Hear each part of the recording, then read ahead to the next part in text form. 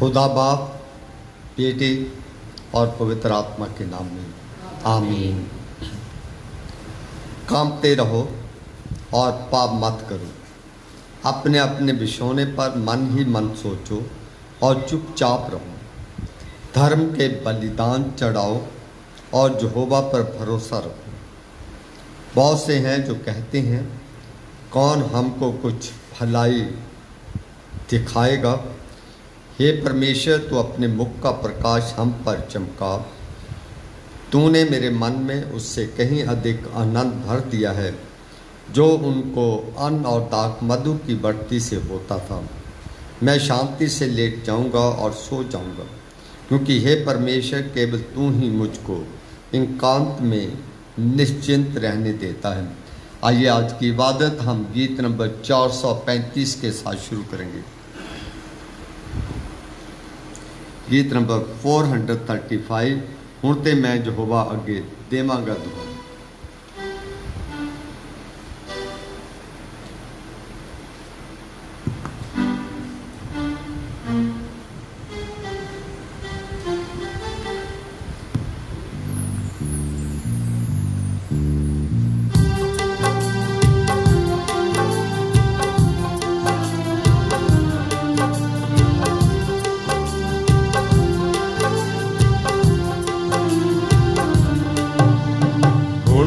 मैं यहोवा अगे देवांगा दुहाई। मैं यहोवा अगे देवांगा दुहाई। मैनू आपी रहम करके बख्शेगा रिहाई। मैनू आपी रहम करके बख्शेगा रिहाई।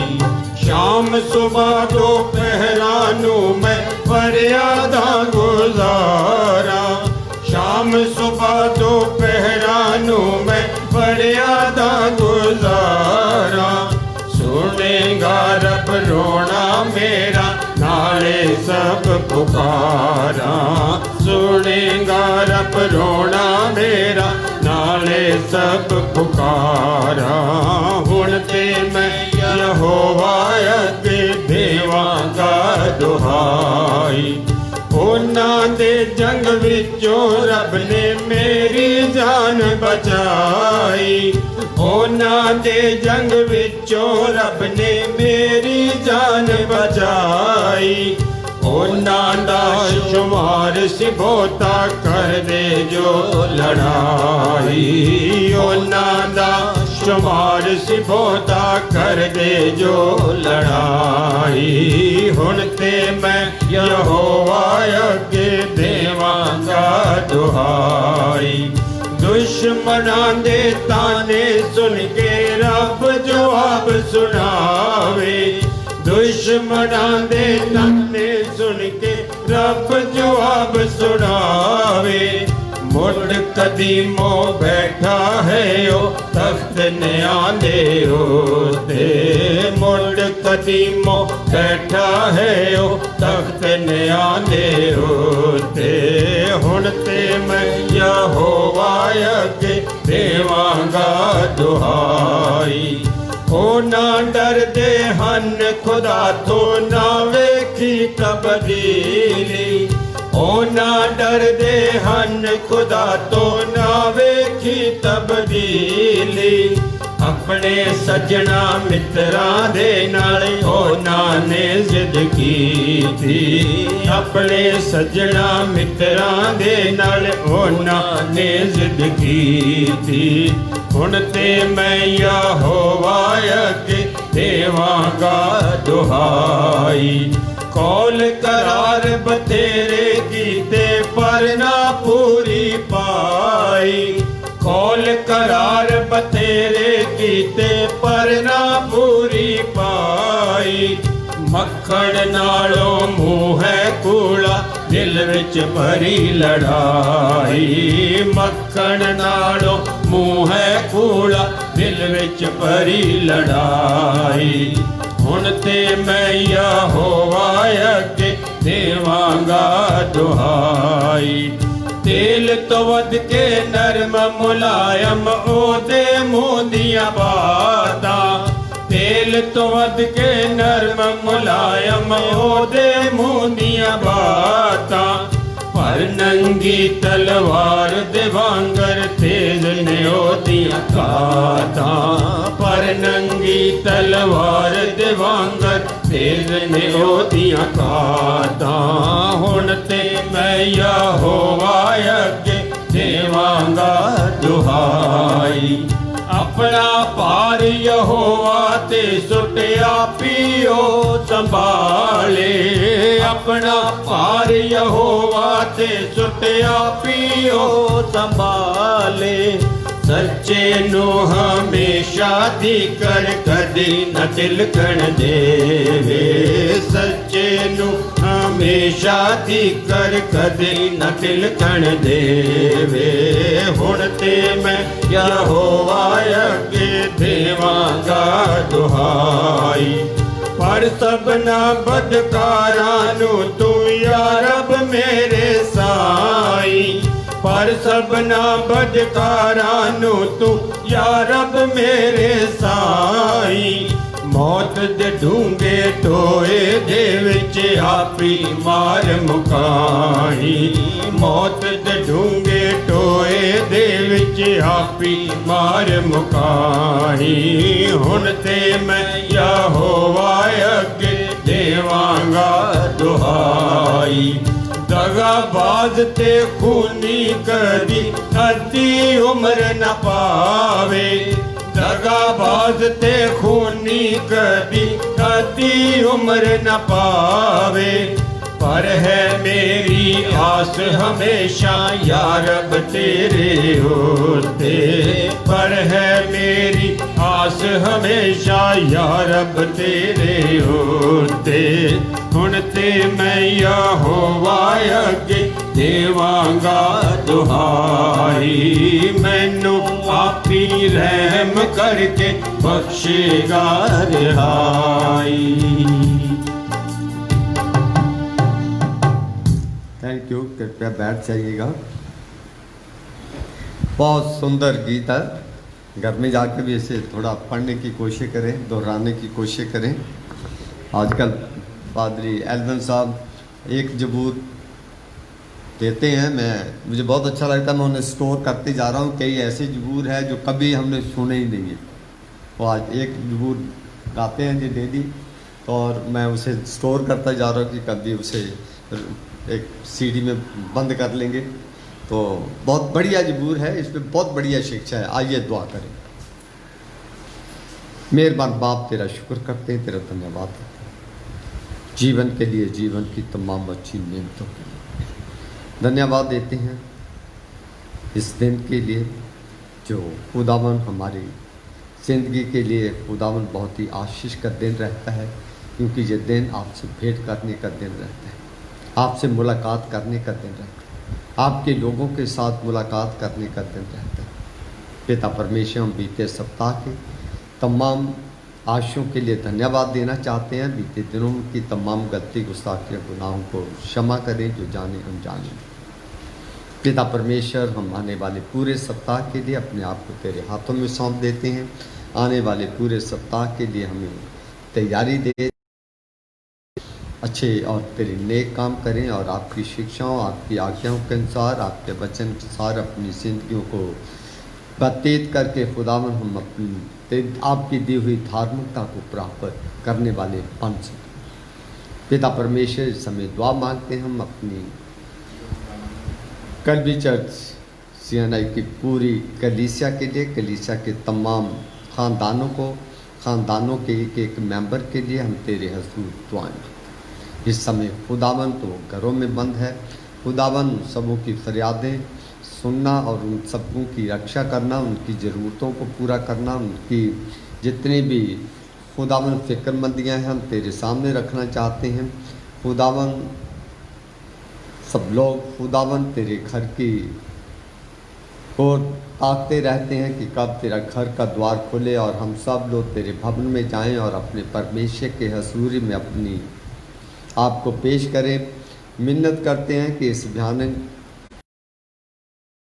दूर कर दीजिए, कोरोना वायरस को ख़त्म कर दीजिए, ताकि पूरी दुनिया में खुदावन फिर से मेल मिलाप और खुदावन लोगों में प्यार पैदा हो सके। इस समय खुदावन पूरी दुनिया में खुदावन तेरे घर बंद है, मिन्नत करते हैं कि खुदावन इस महामारी को बंद करके खुदावन तमाम रास्ते खोल दीजिए। पिता परमेश्वर, लोग बड़ी परेशानी के आलम, पिता परमेश्वर इस महामारी की वजह से खुदावन और भी इंसान के सामने बड़ी परेशानियां हैं। बच्चे स्कूल आते जाते नहीं, बहुत सारे लोगों की रोजी रोटी का सवाल है, बहुत सारों के बिजनेस का सवाल है, बहुत सारे लोगों के सामने बड़ी समस्याएं खड़ी हो गई हैं। प्रभु जी, खुदावन दिन पर दिन खुदावन लोगों की माली हालत बिगड़ती जा रही है। मिन्नत करते हैं कि अपने लोगों पे दया दृष्टि कीजिए। पिता परमेश्वर, इस समय पूरे हिंदुस्तान में बहुत सारे सूबों में ऐसी भयानक बाढ़ आई हुई है जिससे माल और खुदावन लोगों का नुकसान हो रहा है। प्रभु जी, मिन्नत करते हैं कि उस बाढ़ पीड़ित लोगों के साथ हो, खुदावन उनकी मदद करने वालों की भी मदद करें, ताकि खुदावन तेरे लोगों को अच्छी जगहों पे पहुंचा सकें और लोगों की ज़िंदगी सुरक्षित हो सके।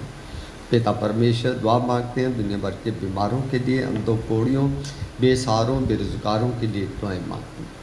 दुआ मांगते हैं हम अपने शहर सूबे, अपने खुदावन देश पे तेरी आशीष चाहते हैं, पूरे संसार पे तेरी बरकत चाहते हैं। दुआ मांगते हैं पिता परमेश्वर अपनी कलीसिया के लिए जो नई कमेटी आई है उसके लिए भी तेरी हसूल दुआ है कि फिर से वो खुदावन पहले से भी बढ़ चढ़कर खुदावन कलीसियाई कामों को अंजाम दे सकें।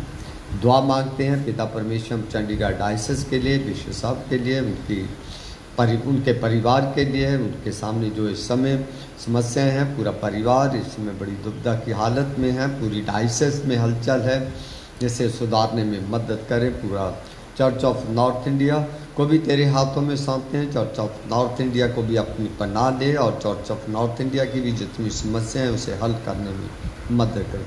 दुनिया भर की कलीसियाओं को दुआ में याद करते हैं। दुनिया भर की कलीसियाएं तुझ में बड़े उनकी तरक्की करें, तेरे नाम को महिमा दें। आज जहाँ आपकी उपासना, आपकी आराधना करते हैं, खुदावन सबके साथ हो होने दे कि लोग, जबकि बड़ी बेसब्री के साथ बहुत सारे लोग खुदावन जो दुनियावी तूने हमें माध्यम दिया है उसके द्वारा तेरे वचन को देख रहे हैं, सुन रहे हैं। खुदावन उनसे उनको आशीष बरकतें मिलें। खुदावन जो लोग घरों में मिलकर दुआएं मांग रहे हैं, खुदावन उनकी घरों पे बरकत दे, घरों के आस पड़ोस के लोगों को आशीष दे। जिस गली महल्ले में प्रार्थना हो रही प्रभु जी, उस गली महल्ले को बरकत दे। पिता परमेश्वर, मिन्नत करते हैं कि आज की इबादत के शुरू से लेकर आखिर तक हमारी मदद कर, अपने दास की भी रहनुमाई कर, यीशु के नाम से मांगते हैं, आमीन। आइए आज का पहला वचन हम सुनते हैं। भजन संहिता नंबर 56 आपके सामने पढ़ा जाएगा। साम 56।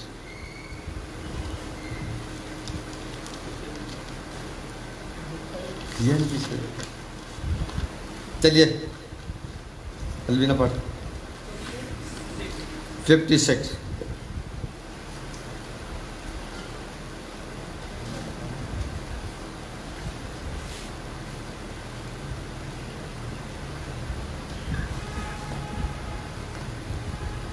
मैं आपके सामने पढ़ूंगी भजन संहिता 56। हे परमेश्वर, मुझ पर अनुग्रह कर, क्योंकि मनुष्य मुझे निगलना चाहते हैं। वह दिन भर लड़कर मुझे सताते हैं। मेरे द्रोही दिन भर मुझे निगलना चाहते हैं, क्योंकि जो लोग अभिमान करके बहुत है। जिस समय मुझे डर लगेगा, मैं तुझ पर भरोसा रखूंगा। परमेश्वर की सहायता से मैं उसके वचन की प्रशंसा करूंगा। परमेश्वर पर मैंने भरोसा रखा है, मैं नहीं डरूंगा। कोई प्राणी मेरा क्या कर सकता है?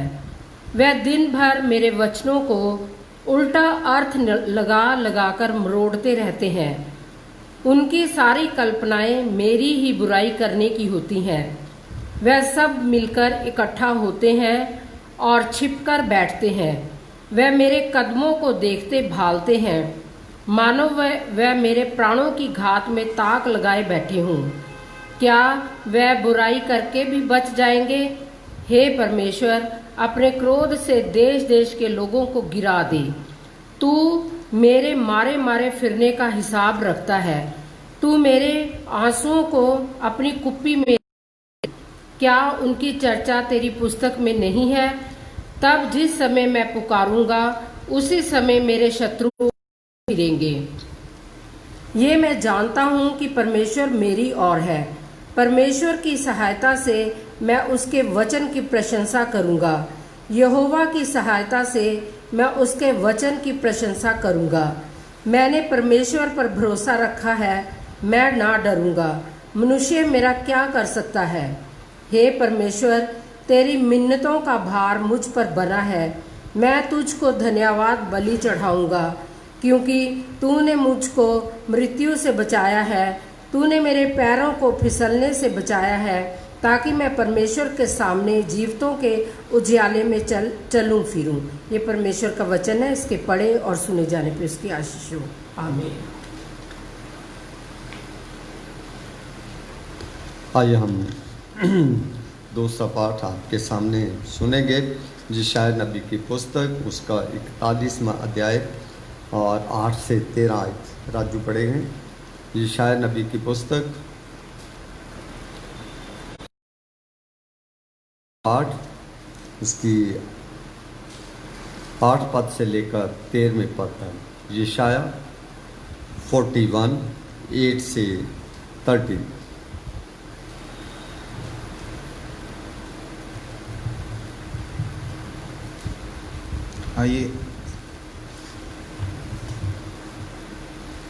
आइए अब परमेश्वर का वचन 41 8 से लेके 13 तक पढ़ेंगे। हे मेरे दास इस्राएल, ए मेरे चुने हुए यकूब, ए मेरे मित्र अब्राहम के वंश, तू जिसे मैंने पृथ्वी के दूर दूर देशों से लिया और पृथ्वी की छोर से बुलाकर ये कहा, तू मेरा दास है, मैंने तुझे चुना है और तजा नहीं। मत डर, क्योंकि मैं तेरे संग हूँ। इधर उधर मत ताक, क्योंकि मैं तेरा परमेश्वर हूँ। मैं तुझे दृढ़ करूँगा और तेरी सहायता करूँगा। अपने धर्ममय दाहिने हाथ से मैं तुझे संभाले रहूँगा। देख, जो तुझसे क्रोधित है वह सब लज्जित होंगे, जो तुझसे झगड़ते हैं उनके मुंह काले होंगे और वह नष्ट होकर मिट जाएंगे। जो तुझसे लड़ते हैं उन्हें ढूंढने पर भी तू ना पाएगा। जो तुझसे युद्ध करते हैं वह नष्ट होकर मिट जाएंगे। क्योंकि मैं तेरा परमेश्वर यहोवा तेरा दाहिना हाथ पकड़कर कहूँगा, मत डर, मैं तेरी सहायता करूँगा। प्रभु का ये वचन पढ़े और सुने जाने पर सबको आशीष। एक और हिस्सा आपके सामने पढ़ा जाएगा। फिलिपियों की पत्री, पहला बाब, 27 से 30 में आयत तक भाई राजेंद्र पढ़ेंगे। फिलिपियों की पत्री पहला पाठ 27वें पद से लेकर 30वें पद तक। फिलिपियों पहला बाब 27 से 30 आयत। फिलिपियों की पत्री उसका पहला बाब 27 से 30 आयत में इस तरह लिखा है, केवल इतना करो कि तुम्हारा चाल चलन मसीह के सुसमाचार के योग्य हो, कि चाहे मैं आकर तुम्हें देखूं, चाहे ना भी आऊं, तुम्हारे विषय में ये सुनूं कि तुम एक ही आत्मा में स्थिर हो और एक चित्त होकर सुसमाचार के विश्वास के लिए परिश्रम करते रहते हो और किसी बात में विरोधियों से भय नहीं खाते। ये उनके लिए विनाश का स्पष्ट चिन्ह है, परंतु तुम्हारे लिए उद्धार का, और ये परमेश्वर की ओर से है। क्योंकि मसीह के कारण तुम पर अनुग्रह हुआ कि ना केवल उस पर विश्वास करो, पर उसके लिए दुख भी उठाओ। और तुम्हें वैसा ही परिश्रम करना है जैसा तुमने मुझे करते देखा है, और अब भी सुनते हो कि मैं वैसा ही करता हूँ। ये परमेश्वर का पवित्र वचन है। इसके पढ़े और सुने जाने पर हम सबको आशीष मिले। आमीन। आइए हम सब लोग खड़े होकर एक और गीत गाते हैं। गीत नंबर है 539, जंगली दरख्तों के दरमियान। 558 5539।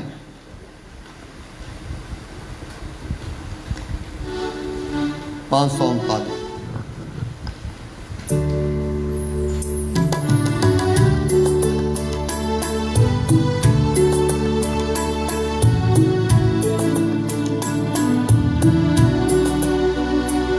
जंगली दरख्तों के दरमियान एक सेब के पेड़ के समान, जंगली दरख्तों के दरमियान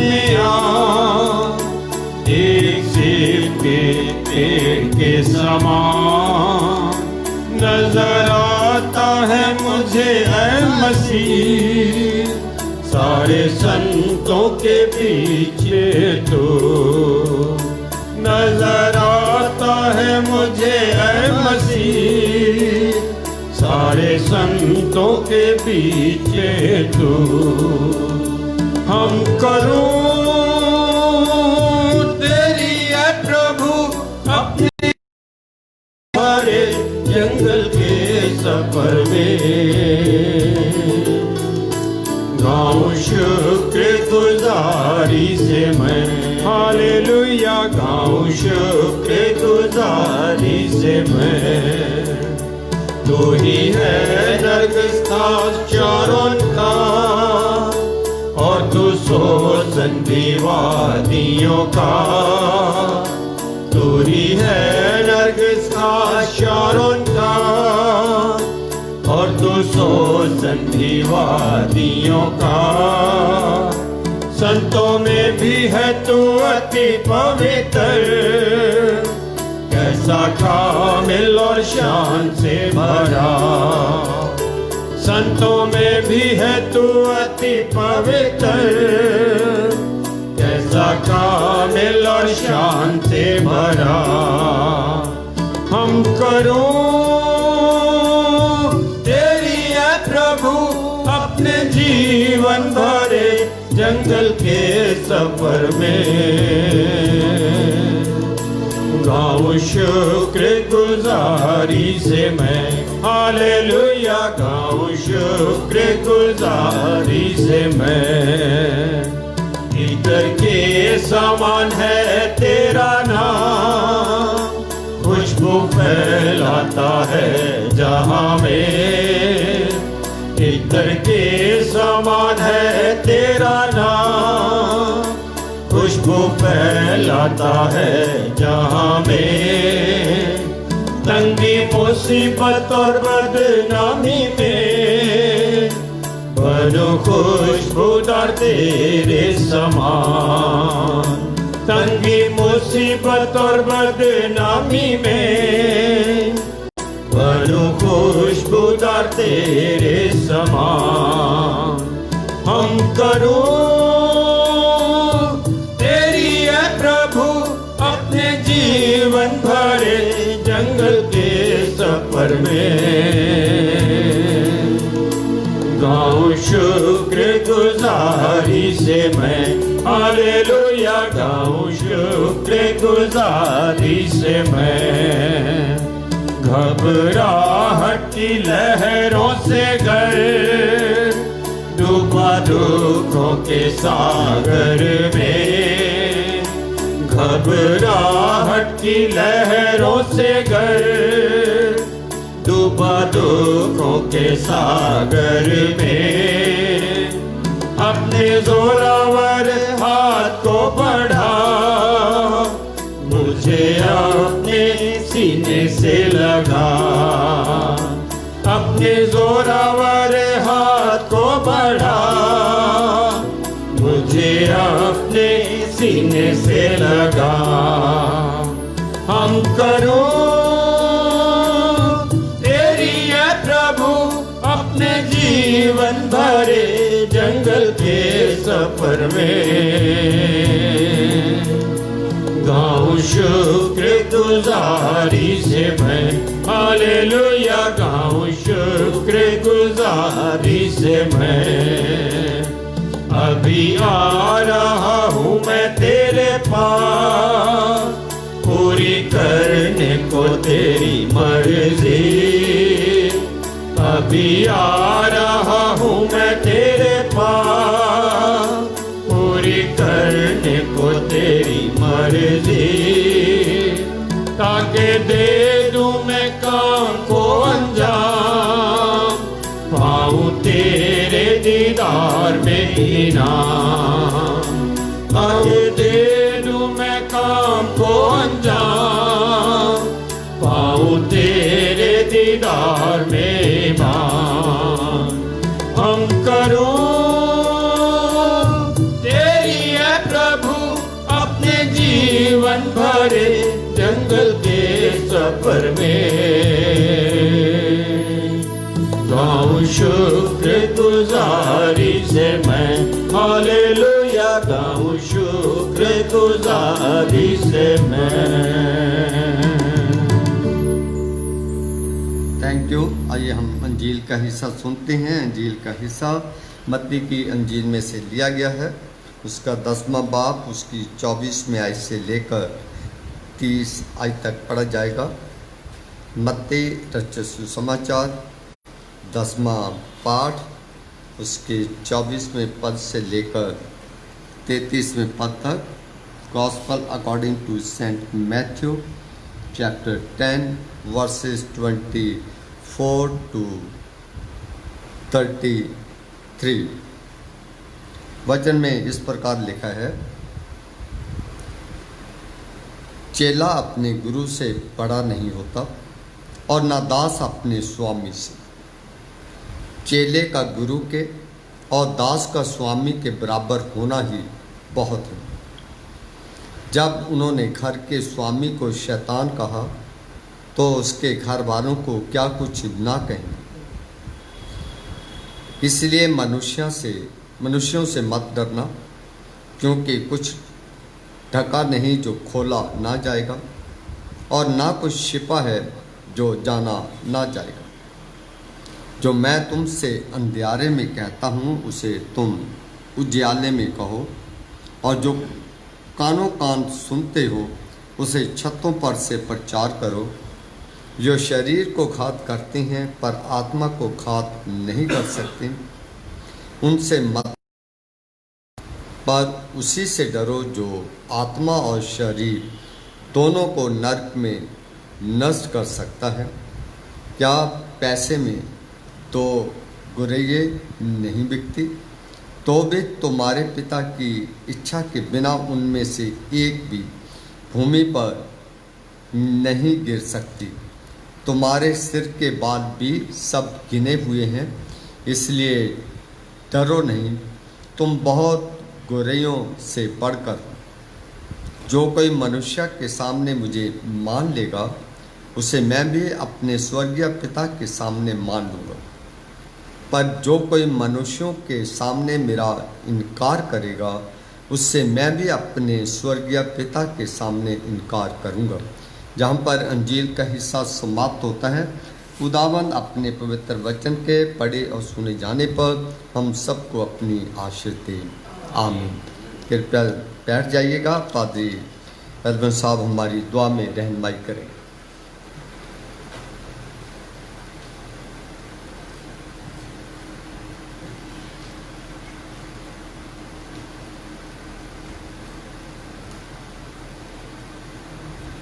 आइए प्रार्थना करें।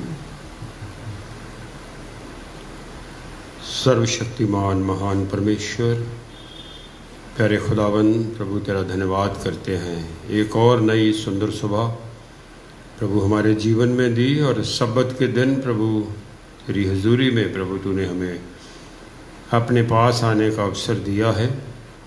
तेरा धन्यवाद करते हैं प्रभु। आज संसार भर में सब्बत के दिन के लिए लोग प्रभु इच्छा में हैं कि तेरी हजूरी में जाएं, तेरे पवित्र लोगों के साथ संगति करें, तेरी महिमा तेरी स्तुति करें।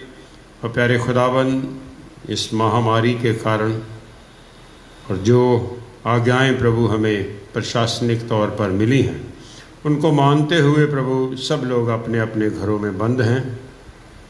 बेशक जो लोग तुझ पर भरोसा रखते हैं और आज के दिन की अहमियत को जानते हैं प्रभु, वो तेरे लिए समय निकालते हैं और नियम के अनुसार तेरी आज्ञा का पालन करते हुए अपने अपने स्थान में तेरे नाम को महिमा और स्तुति देते हैं। प्यारे खुदावन, पर प्रभु तूने हमें ये अलग तौर से प्रभु एक और ऐसा माध्यम और ऐसा मौका दिया है कि प्रभु हम अपने उन लोगों की जो आज सब्बत के दिन हमारी कलीसिया के जो हमारे साथ प्रभु संगति करने वाले लोग हैं और इस माध्यम के द्वारा हमारे साथ जुड़े हैं, और वो लोग जो प्रभु आज के दिन को मानते हुए संसार भर में हमारे बच्चे, हमारे अजीज़ रिश्तेदार, हमारी कलीसिया के लोग, प्यारे खुदावन, जो ये जानते हैं कि आज इस समय इस कलीसिया के द्वारा ऑनलाइन प्रार्थना का इंतज़ाम है, वो सब हमारे साथ जुड़े हुए आज प्रभु तेरी हुजूरी में शामिल हैं। प्यारे खुदावन, इस अद्भुत रीति की संगति के द्वारा प्रभु तू हमें ग्रहण कर, और हम प्रार्थना करते हैं कि जो समय हम तेरी हुजूरी में बिताते हैं प्यारे खुदावन, होने दे सच्चे मन से पूर्ण समर्पण के साथ अपने आप को तेरे हाथ में सौंप सकें, ताकि जिस मकसद से प्रभु तूने हमें इकट्ठा किया और बुलाया है और प्यारे खुदावन अपनी महिमा में शामिल किया है प्रभु, वो आज इस जगह पर और जहाँ जहाँ लोग प्रभु इस आराधना सभा को देखते और सुनते हैं प्यारे खुदावन, उनके जीवनों में पूरा हो सके।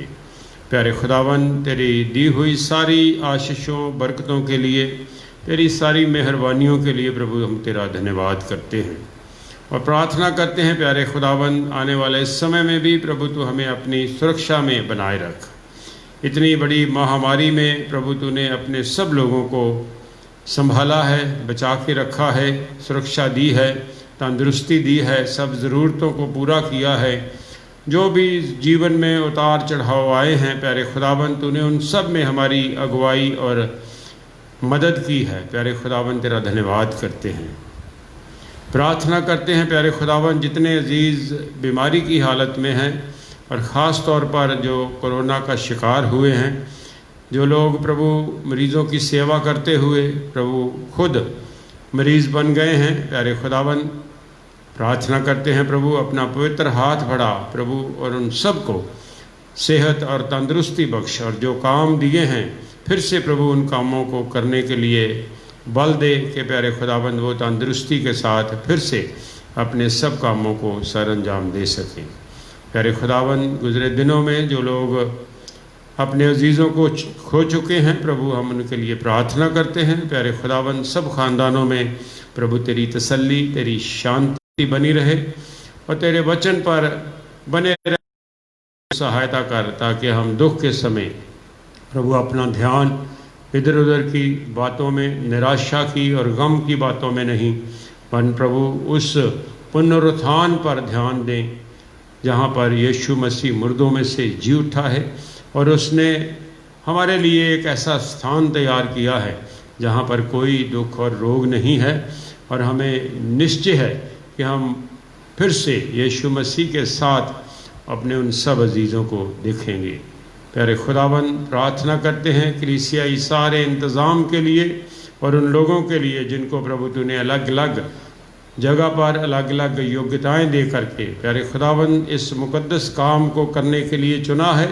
प्यारे खुदावन, तू उन सब को अपने पवित्र आत्मा के द्वारा प्रभु तैयार कर और इस्तेमाल कर और शैतान की सारी युक्तियों को निष्फल कर, जो प्यारे खुदावन उनके सामने आती हैं और रुकावटें डालती हैं और प्यारे खुदावन निराश करती हैं।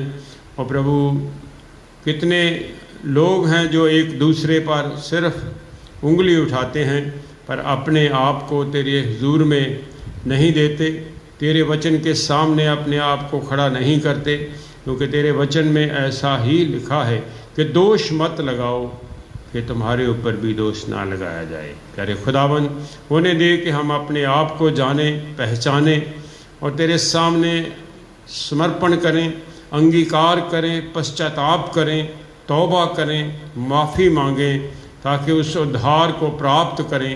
प्यारे खुदावन, हम मुंह से हर रोज़ हर घड़ी तेरा पवित्र नाम लेते हैं, तेरी महिमा करते हैं, तेरे भजनों को गाते हैं, तेरे वचन को सुनते हैं, प्रार्थनाएं करते हैं। पर प्रभु हम अपने व्यवहार में ऐसे नहीं हैं।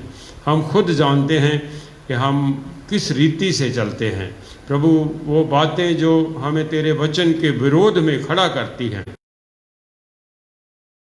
हमारी सारी कमजोरियों को दूर कर, हमें हर किस्म के लालच से, स्वार्थ से प्रभु और सारी बुरी बातों से प्रभु बचा के अपनी पवित्र महिमा के लिए इस्तेमाल कर। प्रभु डायसिस के सारे खादिमों के लिए, बिशप साहब के लिए, उनके परिवार के लिए और प्यारे खुदाबंद बाकी सारे खादिमों के लिए, उनके परिवारों के लिए, उनकी कलीसियाओं के लिए प्रभु प्रार्थना करते हैं। प्यारे खुदाबंद अपनी पवित्र आत्मा की हुजूरी में प्रभु बने रहने में सहायता कर। जो वचन के ज्ञान प्रभु तूने उनके ऊपर उंडेले हैं, उसे तेरी कलीसियाओं में बांटते हुए प्रभु तेरी महिमा प्रकट करें और तेरे दिए हुए कामों में ईमानदार और वफादार बने रहें। प्यारे खुदाबंद ख़ास तौर पे डायसिस में जो आजकल प्रभु हम सुनते हैं, प्यारे खुदाबंद बहुत सी विरोध की बातें हो रही हैं, पर प्रभु सत्य को जानने वाला परमेश्वर तू ही है।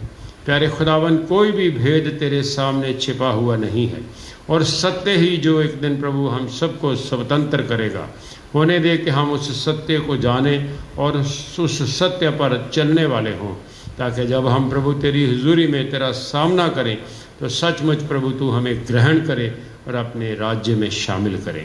प्यारे खुदा वचन तेरी हुजूरी में पढ़े गए हैं, प्यारे खुदावन उन सब के लिए हम तेरा धन्यवाद करते हैं कि आज प्रभु तूने हमारी और हमारी सब कलीसिया की और उन सब लोगों की प्रभु अगुवाई और रहनुमाई के लिए प्यारे खुदावंद ऐसे वचन दिए हैं कि जिनके ऊपर प्रभु हम मनन करेंगे और तेरे सेवक के द्वारा जो प्रभु तूने अपनी आत्मा के द्वारा प्रभु ने तैयार किया है कि उन वचनों पर प्यारे खुदावंद मनन करें और प्रभु तेरी कलीसिया की अगुवाई करें। प्यारे खुदावंद अपने सेवक को अपनी रूह से मसा कर, प्यारे खुदावंद होने दे के वो गूढ़ बातें जो आज प्रभु तू हमसे कहना चाहता है, तेरा रूह प्रभु तेरे सेवक के द्वारा हमसे बात करे।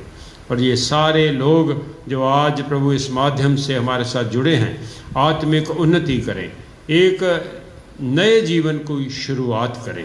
प्यारे खुदावंद हमारे सारे गुनाहों को माफ़ करने के लिए तेरा धन्यवाद करते हैं। आने वाले जीवन में प्रभु हम हर एक गुनाह से बाज आएं, ऐसी तौफीक बख्श यीशु मसीह के नाम से, आमीन।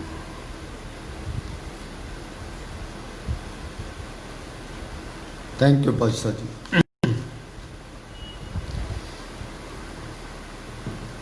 मेरे बहन भाइयों, आइए हम अपना ध्यान परमेश्वर की वचन की ओर लेके जाएंगे। इससे पहले कि आपके साथ मैं परमेश्वर की बातें करूं, वचन की बातें करूं, मैं आप सबको मसीह यीशु में हाथ जोड़ के सलाम कहता हूं और दुआ मांगता हूं कि आने वाला सप्ताह आप सबकी ज़िंदगियों में बहुत सारी आशीष खुशियाँ लेकर आएँ। मेरे बहन भाइयों, मैं एक और हिस्सा बाइबल में से पढ़ना चाहता हूँ जिसके ऊपर मैं आपके साथ बातचीत करना चाहता हूँ। उत्पत्ति की किताब पहला अध्याय उसकी 26 और 28 आयत। उत्पत्ति की पुस्तक उसका पहला बाब 26 और से लेकर 28 आयत में यूँ लिखा है, फिर परमेश्वर ने कहा, हम मनुष्य को अपने स्वरूप के अनुसार अपनी समानता में बनाए और वे समुद्र की मछलियों और आकाश के पक्षियों और घरेलू पशुओं और सारी पृथ्वी पर और सब रेंगने वाले जंतुओं पर जो पृथ्वी पर रेंगते हैं अधिकार रखें। तब परमेश्वर ने मनुष्यों को अपने स्वरूप के अनुसार उत्पन्न किया, अपने ही स्वरूप के अनुसार परमेश्वर ने उसको उत्पन्न किया, नर और नारी करके उसने मनुष्यों की सृष्टि की। और परमेश्वर ने उनको आशीष दी और उनसे कहा, फूलो फलो और पृथ्वी में भर जाओ और उसको अपने वश में कर लो और समुद्र की मछलियों तथा आकाश के पक्षियों और पृथ्वी पर रेंगने वाले सब जंतुओं पर अधिकार रखें। इसी के साथ दूसरा अध्याय है दूसरे अध्याय में 7वीं आयत से देखेंगे। तब यहोवा परमेश्वर ने आदम को भूमि की मिट्टी से रचा और उसके नथनों में जीवन का श्वास फूंक दिया और आदम जीवित प्राणी बन गया।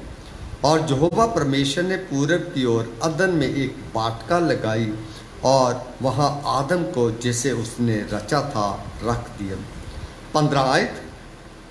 तब यहोवा परमेश्वर ने आदम को लेकर अदन की बाटका में रख दिया कि वह उसमें काम करे और उसकी रक्षा करे। 18 आयत में। तब यहोवा परमेश्वर ने कहा, आदम का अकेला रहना अच्छा नहीं, मैं उसके लिए एक ऐसा सहायक बनाऊंगा जो उससे मेल खाए। 21 आयत। तब यहोवा परमेश्वर ने आदम को भारी नींद में डाल दिया और जब वह सो गया तब उसने उसकी एक पसली निकालकर उसकी जगह मांस भर दिया और यहोवा परमेश्वर ने उस पसली को जो उसने आदम में से निकाली थी स्त्री बना दिया और उसको आदम के पास ले आया। तब आदम ने कहा, मेरी हड्डियों में की हड्डी और मेरे मांस में का मांस है, इसलिए इसका नाम नारी होगा, क्योंकि वह नर में से निकाली गई है। खुदावंद अपने पवित्र वचन के पढ़े और सुने जाने पर हम सबको अपनी आशीष दे। आमीन। मेरे बहन भाइयों, आज मैं आपके साथ जो बातचीत करना चाहता हूँ, जो मैंने उत्पत्ति के किताब में से पढ़ा है, मेरे बड़े दिनों से मेरे मन में था। मैंने एक किताब पढ़ रखी थी, उसमें मनुष्य, परिवार और परमेश्वर के बारे में बहुत डिटेल में बातें बताई गई थी और मेरे मन में था कि एक दिन मैं लोगों के साथ बातचीत करूंगा, क्योंकि हम मनुष्य को, परिवार को, परमेश्वर को, तीनों चीज़ें आपकी मेरी जिंदगी का एक बहुत अहम हिस्सा है, पर तीनों चीज़ों को हम अपने स्वार्थ के अनुसार इस्तेमाल करते हैं। आदमी को जरूरत हो तो आदमी से मिलता है, नहीं जरूरत हो तो मिलता नहीं है। परिवार के प्रति जो मिलती लंबा होगा, पर मैं आपसे बातचीत करना चाहूँगा जल्दी में। परिवार जैसे हम घराना भी कहते हैं, घर भी कहते हैं, मनुष्य जिसे इंसान कहते हैं, आदमी कहते हैं, दुनिया का मालिक है, सृष्टि करता है, कई रूप में उसका नाम लिया जाता है। पर इनका, मेरे कहने का अर्थ यह है कि ये तीनों परमेश्वर से बहुत गहरे संबंध है और परमेश्वर इनसे प्यार करता है और मनुष्य और परिवार परमेश्वर से प्यार करता है। वो दूसरा लगा, परिवार परमेश्वर की कल्पना है जिसे परमेश्वर ने अदन की बाटका में साकार किया। परिवार की महत्ता या महत्व को समझने के लिए हमें ईश्वरीय दृष्टिकोण से देखने की आवश्यकता है। हम अपने नज़रिए से परमेश्वर की इस क्रिएशन को, परिवार को, आदमी को समझने की कोशिश करते हैं, पर आदमी और परिवार को हम ईश्वरीय या परमेश्वर के दृष्टिकोण से देखने की कोशिश करें। जब परमेश्वर आदमी और परिवार को बहुत बड़ी, है ना, इज्जत देता है, बहुत बड़ी उसका परमेश्वर के सामने उसके लिए बड़ी चाहत है, इसी प्रकार से इंसान के मन में भी होनी चाहिए। परमेश्वर के मस्तक को समझ पाना जितना असंभव है, परंतु परमेश्वर क्या वचन हमें कहता है कि हम परमेश्वर को पूरे तौर पे समझ नहीं सकते हैं, पर परमेश्वर ने हमें पवित्र बाइबल दी है, जिसके द्वारा, जिसके माध्यम से या जिसके द्वारा हम परमेश्वर को समझ सकते हैं और बाइबल के द्वारा ही हम मनुष्य को और परिवार के भेदों को समझ सकते हैं। बाइबल का ज्ञान ही आपके और मेरे विचारों को ऊंचाइयों तक पहुंचा सकता है। बाइबल के अध्ययन से हम परमेश्वर के मस्तक को, उनके विचारों को, उनकी योजनाओं को हम झाँक कर, परमेश्वर के वचन की मदद से झाँक कर देख सकते हैं। वास्तविक परिवार वह नहीं है जिसे हम समझते हैं। परिवार वह है जिसकी कल्पना परमेश्वर ने की। कैसे कल्पना की? बाइबल की पुस्तक उत्पत्ति में हम 2 अध्याय पढ़ते हैं। अभी 2 पढ़े थे ना। दोनों अध्याय जो है परमेश्वर की सृष्टि से जुड़े हुए हैं, इसमें कोई शक भी नहीं है। पर अगर किसी के बाद निकालिए बाइबल, उसका पहला अध्याय जब पढ़ा था उसके ऊपर हेडिंग क्या दिया हुआ है? सृष्टि का वर्णन। पहला अध्याय जो है वो इन नेचुरल परमेश्वर ने सृष्टि के किस प्रकार से उसने 6 दिन में सृष्टि की रचना की थी, 6ठे दिन इंसान को बनाया, है ना। तो इसी में दी गई। और दूसरे अध्याय के ऊपर हेड में क्या लिखा है? मनुष्य की उत्पत्ति। जब जहां से देखने वाली जो पहला अध्याय है उसमें उसने थोड़ा सा दिया, नर और नारी करके परमेश्वर ने, आओ हम इंसान को बनाए और नर नारी करके उन्हें बनाया। लेकिन दूसरे अध्याय में परमेश्वर बड़ी डिटेल में कहता है, परमेश्वर ने मिट्टी से अपने स्वरूप में अपनी समानता में बनाया, है ना। फिर कहाँ रखा उसे? अदन की वाटिका में। फिर ये ऐसे ही रख दिया, उसे काम दिया गया। फिर आगे लिखे जितनी चीजें बनाई गई थी उसके ऊपर अधिकार दिया और उसे आशीष दी, बड़ो फूलो संसार में फैल जाओ। फिर परमेश्वर उसी में कहता है इंसान का अकेला रहना अच्छी बात नहीं है, मतलब उसके घर बनाने की, परिवार बनाने की योजना उसी के मन में है, उसकी कल्पना है। जैसे ये कहता है और कहता है मैं उसके लिए एक सहायक बनाऊंगा। और परमेश्वर ने बड़ी अद्भुत रीति से उसको सुला दिया, उसकी पसली में से, है ना, औरत बना के जब उसके सामने लेकर आता है तो लिखा हुआ कि वो अपनी इच्छा से नहीं कहता है, परमेश्वर की मर्जी के अनुसार कहता है जे नर में से निकाली गई, जे मेरी हड्डी की हड्डी और माँ में का मांस है। परमेश्वर ने उसे बता दिया ये तेरी जिंदगी का कीमती हिस्सा है, तभी वो उसका लाइफ पार्टनर बन सकता है। आगे जाके मैं आपको बताने की कोशिश करूँ। मैं इतना बताना चाहता हूँ कि इसमें पहले बाब में तो सृष्टि की रचना है, दूसरे बाब में इंसान की उत्पत्ति की बात की है। मतलब परमेश्वर ने बड़ी योजना के अनुसार संसार को बनाया और जितनी योजना के अनुसार संसार को बनाया उससे बढ़कर उसने इंसान को बनाने के लिए भी योजना बनाई। इसलिए इंसान परमेश्वर की नज़र में बहुत बड़ा महत्वपूर्ण इंसान है। तो अगर इंसान परमेश्वर की नज़र में बड़ा है तो परमेश्वर जो बनाने वाला है, आज बाइबल में क्या लिखा था? दास स्वामी के बराबर तो हो सकता है पर स्वामी नहीं हो सकता है ना। हाँ जी।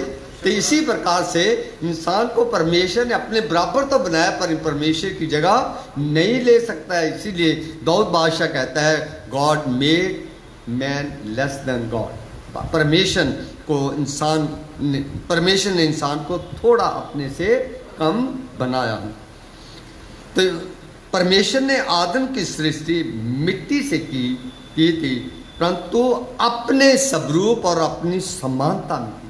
मिट्टी तो ली पर उसको शक्ल कौन सी दी? कौन सी समानता दी? अपनी दी है। मिट्टी तो दुनिया से ली पर उसको किसके साथ जोड़ा? अपने साथ जोड़ा। परमेश्वर ने ईश्वर तब को छोड़कर अपने समस्त गुण आदम को प्रदान। ईश्वर तब का मतलब होता है परमेश्वर के अंदर जो देवी शक्ति है, जो आत्मिक शक्ति है, जो डिवाइन उसके पास शक्ति है, उसको छोड़कर सब कुछ इंसान को परमेश्वर ने दे दिया।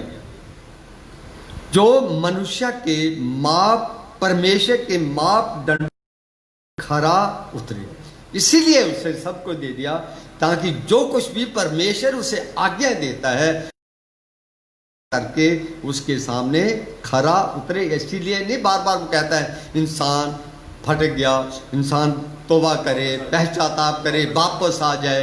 इसी ऐसे नहीं कहता। परमेश्वर ने आदम का ऐसा परिवार बनाया जिसमें उसकी छवि झलकती है।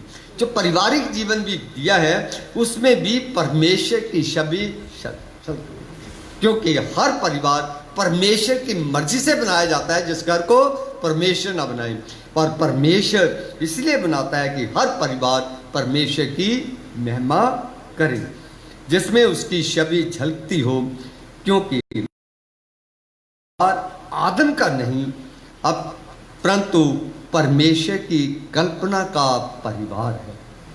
वो परिवार जिसे परमेश्वर इंसान को खानदानी जिंदगी देता है, फिर वो क्या कहता है, ये मेरा ही परिवार हो। कहता है नहीं, ये परमेश्वर का परिवार है, परमेश्वर का बनाया हुआ परिवार। तो जो परमेश्वर का बना हुआ परमेश्वर ने हमें दिया है, फिर वो परमेश्वर के लिए ही होना चाहिए। तो कितनी बड़ी इंपॉर्टेंस है इंसान की और परिवार की। अभी हम ये देख रहे थे कि परमेश्वर को समझने के लिए बाइबल का अध्ययन, जब बाइबल की सहायता के बिना हम इंसान को या इन बातों को समझ नहीं सकते। इसी प्रकार से परिवार की परिभाषा समझने के लिए भी हमें दृष्टिकोण से देखने की जरूरत है। बाइबल के बिना हम परमेश्वर को समझ नहीं सकते हैं, पर बाइबल के बिना हम परिवार की परिभाषा को भी नहीं समझ सकते हैं। प्रेम, योग्यता, मसीही परिवार के स्तंभ, तीन चीजें परिवार के लिए बहुत जरूरी है। अभी पादी साहब भी दुआ में कह रहे थे, समर्पण, कंप्लीट सरेंडरनेस। पालूस भी बहुत जगह पे कहता है अपने आप को पूर्ण तौर पे परमेश्वर के हाथों में समर्पित करना। तो जब हम बच्चों को विवाह शादी के लिए परमेश्वर की बेटी के सामने पासवान खड़े करता है, तो जब वो बातें दोनों से कराता है तो कहता है एक दूसरे को सब कुछ अर्पण कर दो। तो एक दूसरे को अपना सब कुछ परमेश्वर की हजूरी में एक दूसरे को अर्पण कर दे, उसी को समर्पण कहते हैं। परमेश्वर जब ने इंसान को जब बनाया है, जब पारिवारिक जिंदगी परमेश्वर ने दी है, तो परमेश्वर चाहता है कि वो परिवार पूर्ण तौर पे प्यार करने वाला, पूर्ण तौर पे समर्पण और विश्वास योग्य हो। तभी वो मसीही परिवार कहलाता है। मसीही परिवार के लिए तीन पिलर हैं, जिसमें प्रेम के बिना परिवार चलता नहीं है, डेडिकेशन, उसमें समर्पण, कंप्लीट सरेंडरनेस होनी चाहिए, और विश्वास। मैं अक्सर विवाह शादी के दिन कहता है, no trust no meaning of marriage. जहाँ शादी में विश्वास नहीं रहता वहाँ शादी का कोई अर्थ नहीं रहता है। वो क्या वो लड़का लड़की का ही मेल रहता है और उसकी कोई मसीही परिवार इन बातों के अभाव से क्या होते हैं, मसीही परिवार नहीं, हर परिवार टूट जाता है। परिवार जब परमेश्वर ने बनाया तो उसने मसीही परिवार करके थोड़ी बनाया, तो उसने तो दुनिया के परिवार की बात की गई है ना। पर हम मसीही हैं, हम, इसलिए मैं कहना चाहता हूं मेरे बहनों भाइयों, साधारण परिवार और मसीही परिवार में जमीन और आसमान का अंतर है ना। कई बार लोग क्या कहते हैं, don't call Christian and non Christian, कहते हैं कि नहीं। पर हम फर्क कैसे मत करें, इसी प्रकार से किया जाता। पर मैं कहता हूं मसीही परिवार की प्राथमिकता, पहल यीशु मसीह होता है। हम अक्सर घरों में क्या देते हैं, एक बोर्ड लिखा होता है, एक आयत की होती है, Jesus is the head of the family. और प्रभु यीशु ने भी कहा है, मैं कलीसिया का मुखिया हूँ, मैं घर का मुखिया हूँ। इसीलिए मसीह परिवार जो होता है वो हमेशा पहल किसको देता है, प्रभु यीशु को देता है। वो परिवार का केंद्र होता है। रवाना वो जानते हैं, क्योंकि मसीही लोग ही सबसे ज़्यादा पारिवारिक रिश्तों की कदर करते हैं, क्योंकि परमेश्वर ने हमें पारिवारिक रिश्तों को निभाना, और पर मसीही लोग ही उन पारिवारिक रिश्तों को बनाए रखने में भी सबसे ज़्यादा सक्षम होते हैं। अपने आप में भी आपके और मेरे लिए आज एक चुनौती है कि क्या आप और मैं पारिवारिक रिश्तों को किस प्रकार से निभाते हैं, उन पारिवारिक रिश्तों की कदर करते हैं कि नहीं करते हैं, या उन पारिवारिक रिश्तों को बनाए रखने की आज आपके और मेरे सामने एक चुनौती भी है, जिससे एक परिवार को मिलकर एक कलीसिया बनती है, कलीसियाओं को मिलकर एक शहर बनता है, शहरों को मिलाकर एक मुल्क बनता है। इसीलिए हमने पिछले दिनों में देखा था, मैं एक ऐसी कौम कहता तैयार करने आया हूँ जो भले और नेक काम करने में सरगर्म हो। तो परमेश्वर चाहता है कि एक अच्छा परिवार जब मिलकर एक कौम बनती है तो वो कौम दुनिया में आला और निराली ठहरेगी। इसलिए उन्होंने इस्राएली कौम को कौम कहा ना, क्योंकि उसके मानने वाले लोग थे। जो परमेश्वर से प्रेम करता है वही परिवार से प्रेम करता है।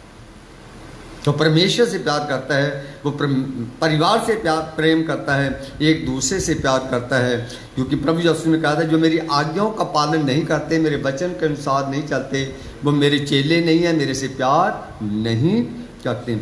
मनुष्य है तो परिवार, देखने वाली बात है।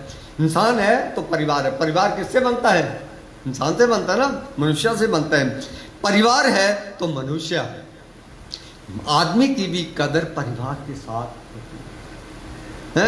जब आदमी कोई छड़ा होता है तो उसको मकान देता है कोई किराए पे? नहीं ना, है उसको को देता क्यों भाई? नहीं ना। तो इसीलिए मैं भी एक बार कुछ समय के लिए पादरी था, मेरी शादी नहीं हुई थी तो कोई घर देने के लिए तैयार नहीं होता था। इसलिए मनुष्य है तो परिवार है, परिवार है तो मनुष्य है। मनुष्य से ही परिवार की सुंदरता, उसकी टौर या उसकी इज्जत या सत्कार परिवार से होती हैं, और परिवार से ही मनुष्य की सुंदरता है। दोनों ही बातें अत्यंत, क्योंकि एक के बिना दूसरे का कोई अस्तित्व नहीं। दोनों एक दूसरे के कीमती हिस्से, अंग है। परिवार और इंसान एक दूसरे से जुड़ा हुआ। इसीलिए पहले इंसान बनाया गया था, फिर परमेश्वर ने कहा इसका अकेला रहना अच्छा नहीं है, फिर उसे परिवार दिया।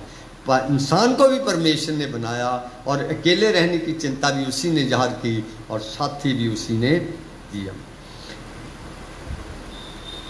मेरे बहन भाइयों, परमेश्वर ने नर नारी दोनों की सृष्टि की ताकि परिवार की रचना हो सके। दोनों की, हम क्या कहते हैं, पहले आदम बनाया, पर जब पहली कहानी आपके सामने पढ़ी गई थी उसमें क्या लिखा था? नर और नारी करके परमेश्वर ने बनाया, वो निश्चय। पर परमेश्वर ने, सच है कि पहले आदम को बनाया, पर ये आदम में से नारी निकाली गई। पर देखने वाली बात है, कई बार मैंने बहुत बार देखा कई लोगों में झगड़ा, आदमी सुप्रीम होता है क्योंकि आदमी पहले बनाया गया था। पर आज कोई भी आदमी बिना औरत के पैदा नहीं होता है। उस समय आदम पहले बनाया गया, औरत बाद में बनाई गई। आज हर आदमी औरत से ही पैदा होता है। इसीलिए हम कभी भी नर नारी में फर्क नहीं कर सकते। औरत की वजह से कहते हैं गुनाह आया, पर औरत की वजह से उद्धार भी इस दुनिया में लाया गया। परमेश्वर ने आरंभ से ही चाहा कि मनुष्य और परिवार सदा अपने सृष्टिकर्ता से जुड़ा रहे।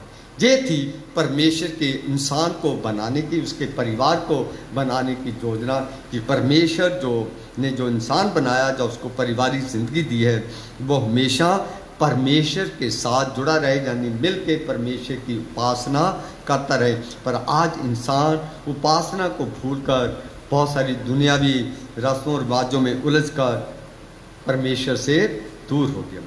परमेश्वर ने मनुष्य और परिवार को बहुत सी जिम्मेदारियां भी दी है। यही नहीं कि परमेश्वर ने इंसान को और उसके परिवार को अपनी उपासना आराधना के लिए बनाया था, पर परमेश्वर ने इंसान को और परिवार को एक दूसरे के प्रति, समाज के प्रति और परमेश्वर के प्रति बहुत सारी जिम्मेदारियां भी उसे प्रदान की हैं। थोड़ा सा देखिए इंसान, मनुष्य के बारे में। पवित्र बाइबल के अनुसार मनुष्य परमेश्वर की सबसे खूबसूरत रचना। इंसान जितनी भी सृष्टि की चीज़ें उसने बनाई थी, इंसान को उसने अपनी शक्ल सूरत बनाई। इसका अर्थ ये है कि दुनिया की तमाम चीज़ों से जो खूबसूरत चीज़ बनाई उसने, वो इंसान। इसीलिए परमेश्वर इंसान से प्यार करता है, उसी के उद्धार की बात करता है, उसी के पाप की बात करता है, पाप से आज़ाद की बात भी करता है। इंसान से इतना वो प्यार करता है कि अपना बेटा भी कुर्बान कर देता है, क्योंकि परमेश्वर ने मनुष्य की सृष्टि अन्य समस्त चीज़ों से हटकर अपने स्वरूप के अनुसार और अपनी समानता में की थी। परमेश्वर क्या है, परमेश्वर के बारे में भी थोड़ा सा मैं आपके सामने रखूं। मनुष्य पृथ्वी पर परमेश्वर को प्रकट करने वाला सबसे बड़ा गवाह है। अगर इंसान परमेश्वर के सबसे अनमोल रचना का हिस्सा है तो इंसान भी परमेश्वर की गवाही देने का अनमोल हिस्सा है।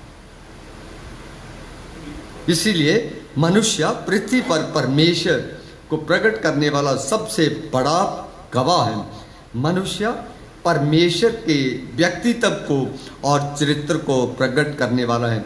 इंसान ही है जो ये बताता है कि परमेश्वर के अंदर भी इंसान जैसी फीलिंग्स है। वो भी देखता है, वो भूखा भी होता है, प्यासा भी होता है, तड़पता भी है, उसे भी प्यार चाहिए, वो उसे गुस्सा भी आता है। उसके इंसान के द्वारा ही उसके फीलिंग्स को, उसके व्यक्तित्व को महसूस किया गया है, उसके चरित्र को प्रकट इंसान यानी इंसान के द्वारा ही हम परमेश्वर को महसूस कर सकते हैं। अतः मनुष्य की ये भी जिम्मेदारी है कि वह अपने व्यवहार और कार्यों से परमेश्वर को प्रकट करते हुए उसकी महिमा और स्तुति करे। इंसान का सबसे बड़ा काम क्या है? वह अपने ऐसे काम करे जिससे परमेश्वर की महिमा प्रकट की जा सके और कह सके मुझे परमेश्वर ने बनाया, परमेश्वर मुझसे अपनी उपासना चाहता है। प्रभु यीशु मसीह ने जब 12 चेले तैयार किए तो उसने क्या कहा था? मेरी जाके महिमा करो, मैं जाओ दुनिया में सबको सुसमाचार दो। जो परमेश्वर ने उसे सुसमाचार देकर संसार में भेजा था उसी की महिमा के लिए उसने, और वो सुसमाचार परमेश्वर का सुसमाचार है। परमेश्वर ने परिवार की रचना क्यों की? थोड़ा सा मैं ये भी बताना चाहता। परमेश्वर को जब आदम का अकेला रहना अच्छा नहीं लगा तो उसने हवा की रचना की। जब आदम अकेला बनाया गया था तो उसको अच्छा नहीं लगा, तो इसलिए परमेश्वर ने चाहा नहीं उसका भी कोई ना कोई साथी होना चाहिए, क्योंकि परमेश्वर ने उससे पहले दुनिया की हर पशु पक्षी जानवरों का जोड़ा बनाया था जिसमें रहकर वो अपनी जिंदगी को एक दूसरे के साथ जिम्मेदारी के साथ एक दूसरे की संगति में रहकर गुजारते थे।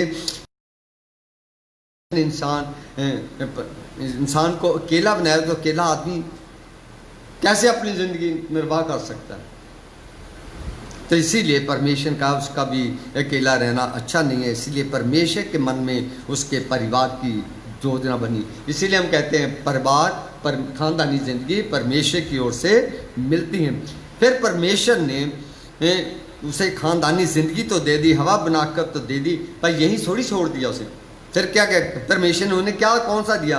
उन्हें एक आशीष दी, फूलों फलों और संसार में भर जाने के लिए कहा, जिसका अर्थ है कि इच्छा है कि मनुष्य परिवार में रहे और अपने सुख और दुख को एक दूसरे की सहाय के तौर पे बांटे, एक दूसरे का दुख सुख का साथी बने। दूसरी बात यह है कि परमेश्वर ने परिवार और मनुष्यों की सृष्टि से पहले परमेश्वर ने मनुष्य की जरूरतों की तमाम चीज़ें भी बना। इंसान को बनाने से पहले उसकी खानदानी जिंदगी देने के लिए उसे पता था ये परमेश्वर जब इंसान बन जाएगा खानदानी इसकी बहुत सारी ज़रूरतें भी होंगी, तो परमेश्वर ने उसकी घर गृहस्थी की ज़रूरतें भी पूरी कर दी। तो इसलिए हम कहते हैं ना, जैसे परमेश्वर ने हमें खानदानी ज़िंदगी दी है, ज़रूरतें भी पूरी करेगा। क्यों कहते हैं?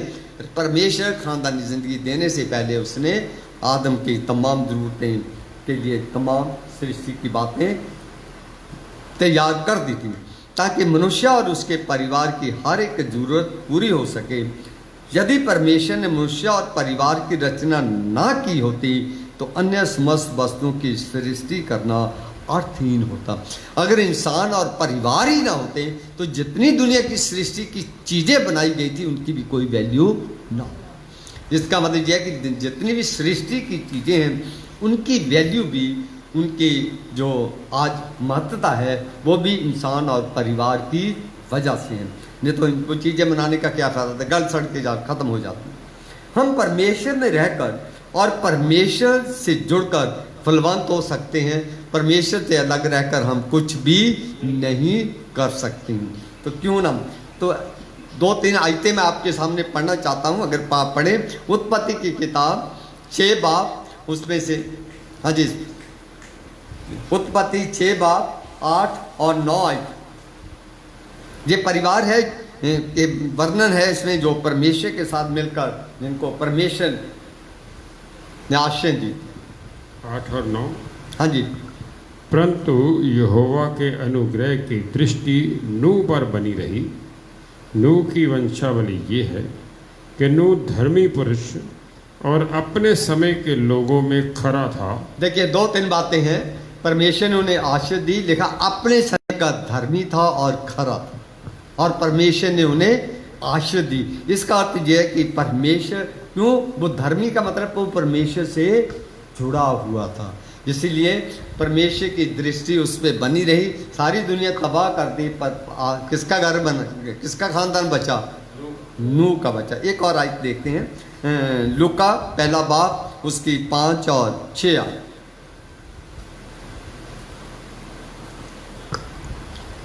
यहूदिया के राजा हेरोदेस के समय अबिय्याह के दल में जकरिया नाम का एक याजक था, और उसकी पत्नी हारून के वंश की थी जिसका नाम एलिशबा था। वे दोनों परमेश्वर के सामने धर्मी थे। दोनों जकरिया और एलिशबा धर्मी परमेश्वर के सामने धर्मी थे, जब परमेश्वर से डरने वाले थे और प्रभु की सारी आज्ञाओं और विधियों पर निर्दोष चलते थे। उनके कोई भी संतान ना थी क्योंकि एलिशबा बांस थी और वे दोनों बूढ़े थे। हाँ जी, देखिए परमेश्वर ने उन्हें बाद में बरकत दी। आज हम उसका नाम बड़ी शान के साथ क्यों लेते हैं? क्योंकि दे वर रिलीजियस पीपल, है ना, राइटस पीपल, वो धर्मी लोग थे, आज उनको लेते। एक और पढ़ लेते हैं, प्रेरितों के काम 10वां बाब और 1 से 2 आयत। कुरनेलियस का परिवार है। 10 बाब प्रेरितों के काम 1 से 2 आयत। कैसरिया में कुरनेलियस नाम का एक मनुष्य था जो टैलियानी नामक पलटन का सूबेदार था। वह भक्त था और अपने सारे घराने समेत परमेश्वर से डरता था और यहूदी लोगों को बहुत दान देता और बराबर परमेश्वर से प्रार्थना करता था। उसने दिन के तीसरे पहर के निकट दर्शन में स्पष्ट रूप से देखा कि परमेश्वर का एक स्वर्गदूत उसके पास भीतर आकर कहता है, हे कुरनेलियस। उसने उसे ध्यान से देखा और डर कर कहा, हे प्रभु क्या है? उसने उससे कहा, तेरी प्रार्थनाएं और तेरे दान स्मरण के लिए परमेश्वर के सामने पहुँचे हैं। Thank you. देखिए ये बहुत धर्मी आदमी था, ये यहोवा को मानने वाला नहीं था, पर फिर भी पर इसके मन में कहीं तो था ना परमेश्वर है, पर ये परमेश्वर का मानने वाला था, दान देने वाला था। पर इसके बारे में क्या लिखा? उसकी दुआएं और दान परमेश्वर के सामने यादगारी के तौर पे पेश किए जाते थे। ये दान करता है, ये प्रार्थना करता है। जो हम प्रार्थना और दान देते हैं परमेश्वर के सामने पेश की जाती हैं, जिसका प्रतिफल हमें मिलता है। तो इस परिवार को भी परमेश्वर ने बहुत बड़ी आशीष दी और बाद में यही कुरनेलियस बहुत बड़ा परमेश्वर का गवाह ठहरा। परिवार परमेश्वर की ओर से दिया गया एक बहुमूल्य उपहार है। इस उपहार की देखभाल करना हमारी जिम्मेदारी है। हमें ये भी नहीं भूलना चाहिए कि हमारा परिवार मसीही परिवार। हमेशा याद रखें कि हम ये कहें कि हमारा परिवार मसीही परिवार, यानी स्पेशल परिवार। हमारे लिए एक स्पेशल परिवार का मतलब हमारे अंदर स्पेशल शिक्षाएं होनी चाहिए, स्पेशल परमेश्वर का डर होना चाहिए। तो इसीलिए स्पेशल आशय भी उनके पास होती। हम जनरली मैं बात करना चाहता हूँ, कई बार अगर देखे जाएं, एक बार मैं जब ये बहुत बड़ा ये भूकंप अर्थक्वेक आया था गुजरात में, तो मैं तो राशन से हम राशन लेते थे, उसके पास मैं गया राशन लेने के लिए। तो वो राशन वाला मुझे क्या कहता, बातचीत कर रहा था, मेरा अच्छा दोस्त भी था। पादरी साहब इतना लोग दान पुण्य कर रहे हैं, तो क्रिश्चियन लोग क्यों नहीं दान पुण्य कर रहे? मैं कहा क्रिश्चियन दान पुण्य बहुत करते हैं, पर वो अखबारों में नहीं देते। मैंने क्या छोटी सी बात बोलता है, मैं कुत्ते भी तो जर्मन से आए, तो जर्मन कौन सा कंट्री है? वहाँ डायग्नोज करने के लिए कि कहाँ है ना वो शिप अर्थक्वेक के नीचे जो दबे हुए लोगों को निकालने के लिए कुत्ते भी तो जर्मन से आए। तो मैं कहा आपने देखा नहीं वो कितना सामान भी आया, कितने आए? मैं कहा हमारे पास एक कासा मिशन है जो करोड़ों रुपए का सामान देती है, पर कभी वो नाम नहीं देती। दान करते हैं, पर परमेश्वर ने हमें दान देना सिखाया है, पर हमें जिम्मेदारी दी गई है किसी की मदद करने की, पर हमें अखबारों में जहाँ इधर उधर देने में नहीं कहा गया है। तो परिवार एक दूसरे के प्रति, यानी हमारी एक दूसरे के प्रति जिम्मेदारियां हमारी बनती हैं। परिवार की ओर से दिया गया एक बहुमूल्य उपहार है। इस उपहार की देखभाल करना हमारी जिम्मेदारी है। मसीही परिवार के प्रत्येक सदस्य का विश्वास परमेश्वर में मजबूत होना चाहिए, और जिस परिवार का ईमान मसीह यीशु में मजबूत नहीं होता है, वो परिवार हमेशा डगमगाता रहता है, कभी इधर कभी उधर। जिस परिवार की नींव मजबूत विश्वास पे होती है, वो कभी टसमस नहीं होता, दुख तकलीफें भी आए तो भी मजबूत रहता है, संभाल लेता है। अयूब की ज़िंदगी में तकलीफें तो आई, पर वो परमेश्वर में मजबूत रहा, पर आखिर में जीत अयूब की हुई। इफिसियों की पत्री 6 बाब और उसकी 1 से 4 आयत आप घर में जाके पढ़ने की कोशिश करें, जिसमें ये बताने की कोशिश की गई है हमें अपने विश्वास से नहीं भटकना चाहिए, हमें विश्वास में मजबूत रहना चाहिए। परिवार बहुत ही महत्वपूर्ण संस्था है जिसका निर्माण परमेश्वर ने स्वयं किया है। परिवार 2 बच्चों का नहीं संस्था भी कहा जाता है, क्योंकि एक परिवार को मिला के परिवार की एक संस्था बन जाती है। वो शुरुआत होती है, अगर एक इकाई ना हो तो फिर दहाई कहाँ से आएगी, है ना। इसीलिए परमेश्वर का वचन हमें कि हर परिवार का एक महत्वपूर्ण रोल होता है, और हर परिवार एक संस्था है। जिसका क्यों संस्था है? क्योंकि उसका निर्माण परमेश्वर ने किया है, जिसमें रहकर हम आत्मक और सांसारिक संगति का आनंद भी उठाते हैं और बढ़ते और फूलते भी हैं। प्रभु यीशु कहते हैं, जहाँ 2 या 3 इकट्ठे होते हैं वहाँ मैं उपस्थित होता हूँ। इसका अर्थ यह है कि परमेश्वर से हमारे परिवारों में रहता है, हमारे परिवारों की चिंता करता है, हमारे परिवारों के साथ रहना चाहता है, हमारे अंग संग रहता है। मेरे बहन भाइयों, अपने परिवार को परमेश्वर पर निर्भर रखें। जो लोग अपने परिवारों को परमेश्वर यीशु मसीह पर निर्भर रहना सिखाते हैं, वो परिवार कभी भी किसी बात के लिए शर्मिंदा नहीं हो सकते। और सारी चिंताएं परमेश्वर पे डाल दो, क्योंकि उसको तुम्हारा ध्यान है। संचेत रहो, चौकन्ने रहो, क्योंकि तुम्हारा विरोधी शैतान गर्जने वाले सिंह के समान इस खोज में रहता है कि किसको फाड़ खाएं। पहला पत्र 5 बाब 6 से 8 आयत घर में जाकर पढ़ने की कोशिश करें। जब इंसान ईमान में कमज़ोर हो जाता है तो बहुत सारे शैतान बहुत सारे हथकंडे अपनाकर उन्हें अपने चुंगल में कर लेता है। परमेश्वर परिवार के सभी सदस्य समान आदर के योग्य होते हैं, पर ऐसा हमारे परिवारों में नहीं होता है। नहीं ना होता ही, पति बड़ा होता है, पत्नी छोटी होती है, लड़की छोटी लड़की और मुंडे में अंतर होता है, सास बहू में बहुत सारे अंतर होते हैं ना, पर परिवार ने कभी अंतर नहीं बनाया।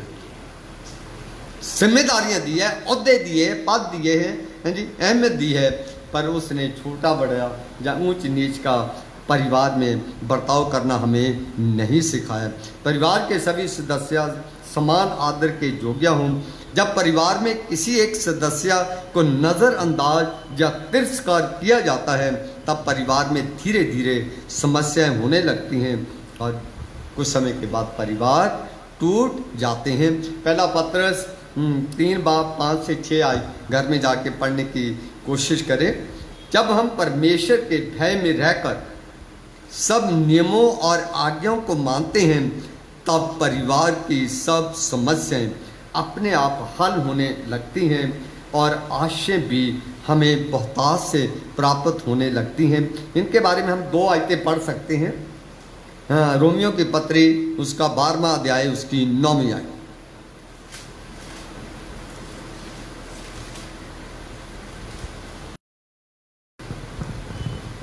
प्रेम निष्कपट हो, बुराई से घृणा करो, भलाई में लगे रहो, भाईचारे के प्रेम से एक दूसरे से स्नेह रखो, परस्पर आदर करने में एक दूसरे से बढ़ चलो। आदर करने में एक दूसरे से आगे बढ़ चलो। हम आदर करने में नहीं एक दूसरे से आगे बढ़ते, बेइज्जती करने में बढ़ते हैं। 12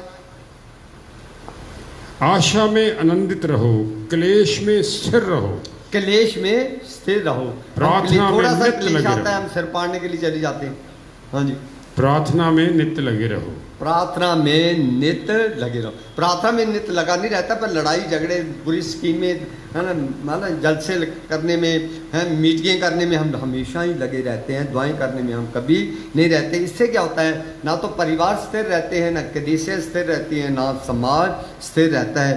हाँ जी, यदि परिवार में कोई भी सदस्य समस्या में या मुश्किल की परिस्थिति में हो तो उसका खास ध्यान रखें। कोई भी परिवार सिद्ध नहीं होता है। हर परिवार में कमियां होती है, हर कोई परिवार सिद्ध नहीं होता है, पर हम सिद्ध उसे बना सकते। परिवारों में बुजुर्गों को नजरअंदाज किया जाता कि नहीं? हाँ जी, किया जाता है। बीमारों को नजरअंदाज किया जाता है। हाँ जी, बड़े छोटे की ये तमाम चीज़ें एक परिवार का कीमती है। जब परमेश्वर कहता है कि मैं इंसान की और परिवार की कदर करता हूँ, तो वो परिवार के हिस्से हैं।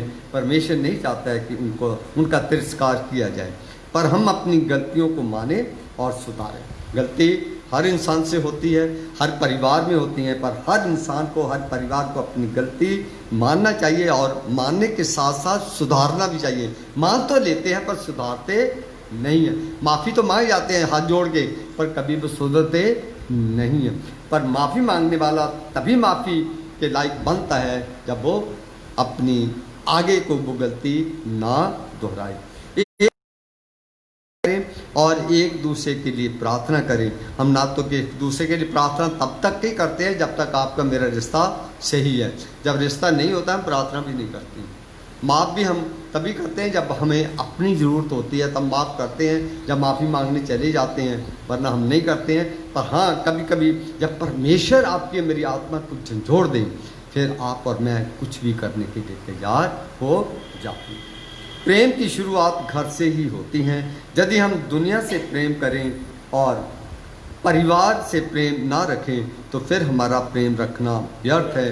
ये एक स्वार्थपूर्ण दिखावा होगा।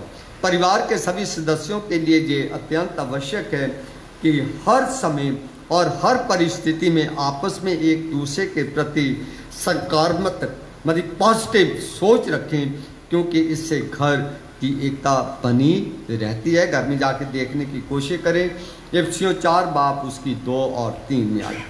परिवार में झगड़ा या टकराव नहीं, अगर कहीं हो जाए तो जल्दी भूल कर समाप्त कर देना चाहिए, कहीं ऐसे ना हो कि वो नसूर बन जाए। इफिसियों 4 बाप उसकी 26 आयत में लिखा है, गुस्सा तो करो पर गुनाह ना करो, झगड़ा तो हो पर वो नसूर ना बनने दिया जाए। अगर किसी से किसी तरह की कोई गलती हो जाए तो वो अपने दोष को माने। अगर किसी में दोष पाया जाता है तो कोशिश करे कि वो अपने दोष को अपनाए और निपटाने की कोशिश की जाए। घर या परिवार परमेश्वर की ओर से इस संसार के लिए एक बहुत बड़ा तोहफा है। तोहफा वो होता है जो किसी को प्यार से दिया जाता है। इंसान अपनी अक्ल समझ अपनी ताकत से वो तोहफा प्राप्त नहीं करता, उसे तोहफा कहते हैं। बच्चों का जब बर्थडे होता है, छोटे नन्हे मुन्ने बच्चा होता है, उसको हम आप तोहफे देते हैं। बच्चे ने कौन सा तीर मारा है जो उसे तोहफे देते हैं, पर बच्चे से हम प्यार करते हैं इसीलिए उसे तोहफा देते हैं। पर परिवार और इंसान इसीलिए एक दूसरे के लिए तोहफा है, क्योंकि परमेश्वर ने हमें प्यार से एक दूसरे के साथ जोड़ा है। इसकी कदर करें, संभाल कर रखें और इसे खूबसूरत बनाएं। परिवार से बढ़कर कोई सुरक्षित जगह कहीं नहीं पाई। परिवार से बढ़कर दुनिया में कहीं भी इंसान की सुरक्षित जगह नहीं होती।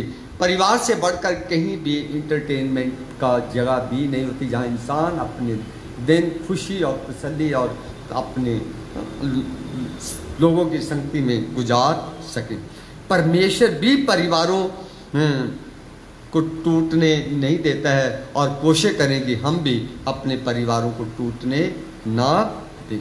परिवार सबसे ज़्यादा भरोसे वाली जगह भी होती है, और जिस परिवार में भरोसा खत्म हो जाता है, जहाँ धोखा मिल जाए, वो परिवार हमेशा नरक बना रहता है। परिवार भरोसे वाली जगह है।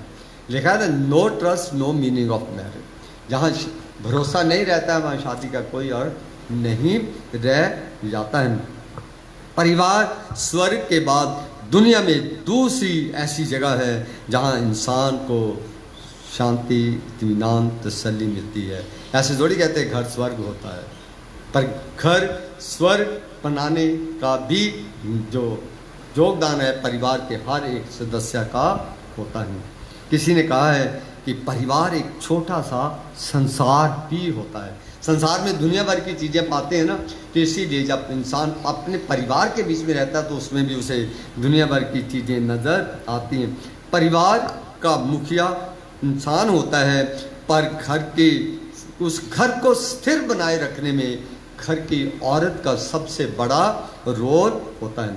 आदम और हवा पहला ऐसा घराना था जो परमेश्वर की संगति में बंधा हुआ था, पर आदम नहीं डोला था, औरत डोली थी। तो इसीलिए आदम को जिम्मेदारी दी गई, औरत को घर स्थिरता बनाने की जिम्मेदारी गई। उसी को शैतान ने नाश कर दिया और पाप में फंसा दिया, इसलिए उन्होंने अपनी शांति को खो दिया और जो संगति परमेश्वर के साथ थी वो भी टूट गई। परिवार में से एक सदस्य भी गुमराह हो जाए तो पूरा परिवार गुमराह हो जाता है। चाहे वो दोनों थे, चाहे आदम ने गुनाह किया हो, चाहे औरत ने किया हुआ, पर एक ने किया, पर दोनों के बीच में दूरी बन गई, परमेश्वर से दूर हो गए। हर परिवार का जीवन प्रार्थना पर आधारित है। जब परिवार में पारिवारिक प्रार्थना होती है तो घर एक प्रकार का स्वर्ग बन जाता है। हर आदमी चाहता है कि मेरा घर स्वर्ग के समान हो, पर उसके समान बनाने के लिए पारिवारिक आराधना जरूरी है। वहाँ पर परमेश्वर निवास करने लगता है और शैतान उस घर से भागने लगता है। जो परिवार आराधना और परमेश्वर की भक्ति में होकर परमेश्वर को सम्मान कर देता है, जब उसमें आशीष बनी रहती है। जब पारिवारिक प्रार्थना का त्याग होता है तब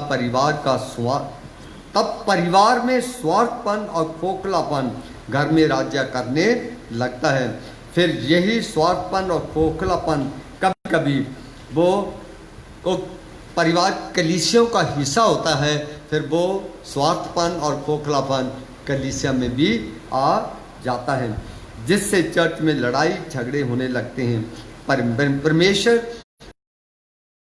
करने के लिए पारिवारिक जीवन हमें कभी भी नहीं दिया है। परमेश्वर ने पारिवारिक जीवन दिया है कि हम परिवार में भी खुश रहें और दूसरों को भी खुश रखें, और जहाँ कहीं भी जाएं हम परमेश्वर की कष्ट करने की कोशिश करें। जब हम परिवार को परमेश्वर की उपस्थिति में रखकर चलेंगे तो अनगिनत आशाओं को प्राप्त करेंगे। हम बहुत सी आशाओं को प्राप्त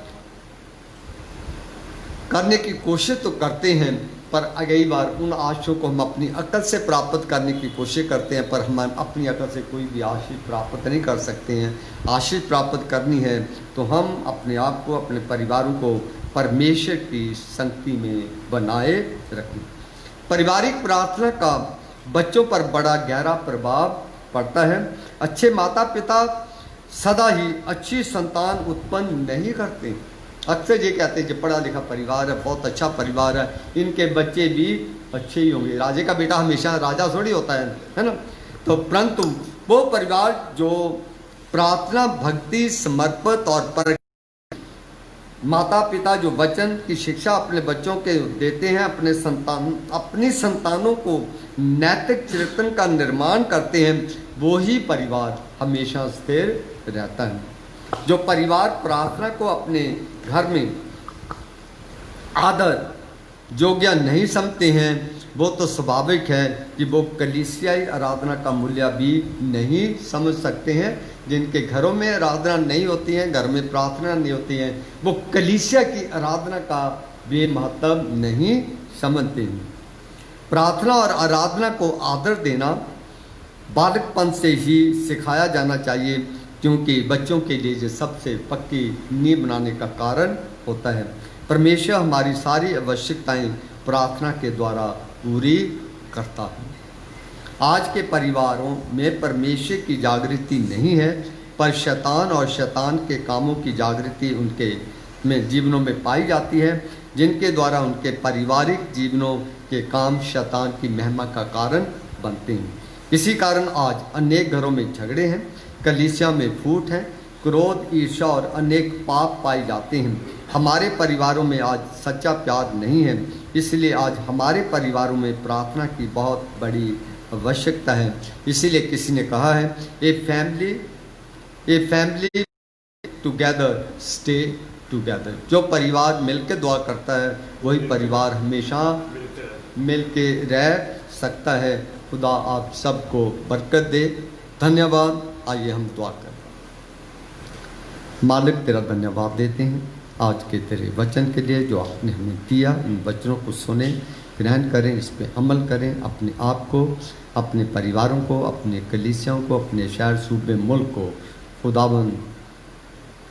खुदावन तेरी नाम में खुदावन सुरक्षित बनाकर तेरी महिमा का कारण बन सके, यीशु के नाम में। आइए हम आखिर में गीत गाएंगे।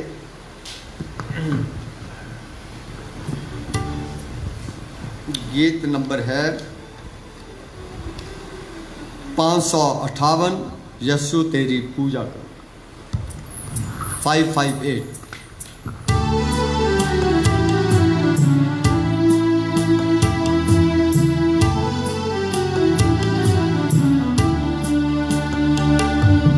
यीशु तेरी पूजा करो,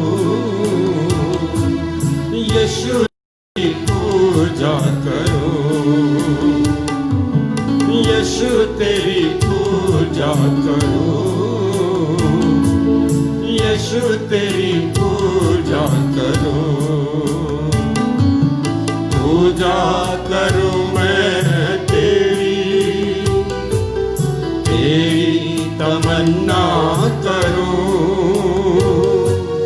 तेरे ही चरणों में बैठूं, तेरी प्रशंसा करूं।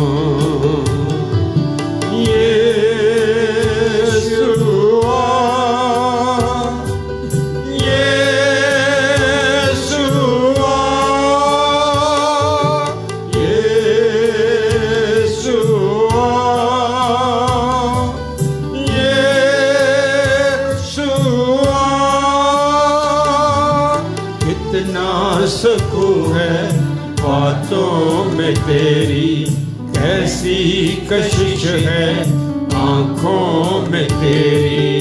कितना सुकून है बातों में तेरी, कैसी कशिश है आंखों में तेरी। अजब मजा है राहों में तेरी, अजब मजा है राहों में तेरी। झुक झुक के सजदा करूं, यीशु तेरी पूजा करूं, यीशु तेरी पूजा करूं, यीशु तेरी पूजा करूं, यीशु तेरी पूजा करूं।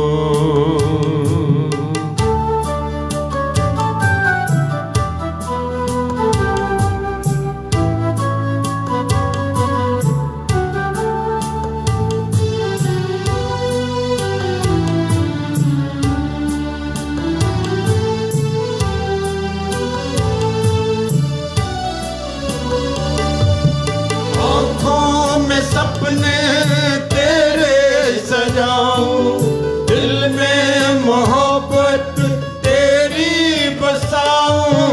आँखों में सपने तेरे सजाऊं, दिल में मोहब्बत तेरी, तेरी सलीब की अजमत बताऊं, तेरी सलीब की अजमत बताऊं, तेरी ही महिमा करूं, यीशु तेरी पूजा करूं, यीशु तेरी पूजा करूं, यीशु तेरी पूजा करूं, यीशु तेरी पूजा करूं।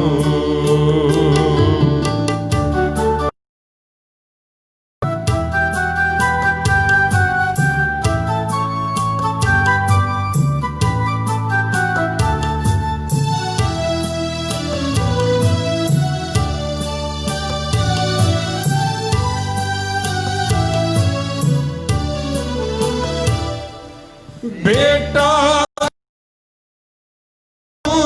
इकलौता रूहे यकदस तुझ ही से आता, बेटा खुदा का तू इकलौता रूहे यकदस तुझ ही से आता, जीवन रोटी जीवन दाता, जीवन रोटी जीवन दाता, तेरा ही चर्चा करूं, यीशु तेरी पूजा करूं, यीशु तेरी पूजा करूं, यीशु तेरी पूजा करूं, यीशु तेरी पूजा करूं।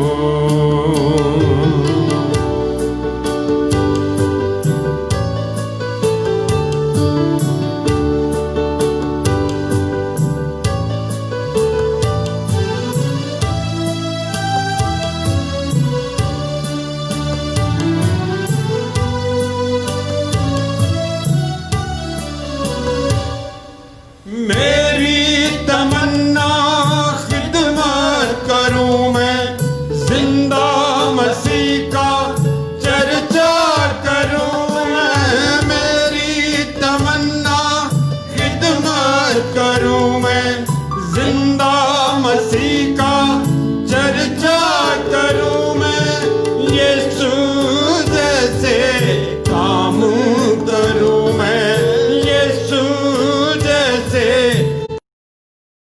करूं मैं, शुक्र गुजारी करूं, यीशु तेरी पूजा करूं, यीशु तेरी पूजा करूं, यीशु तेरी पूजा करूं, यीशु तेरी पूजा करूं, पूजा करूं मैं तेरी, तेरी तमन्ना करूं, तेरे ही चरणों में बैठूं, तेरी प्रशंसा करूं,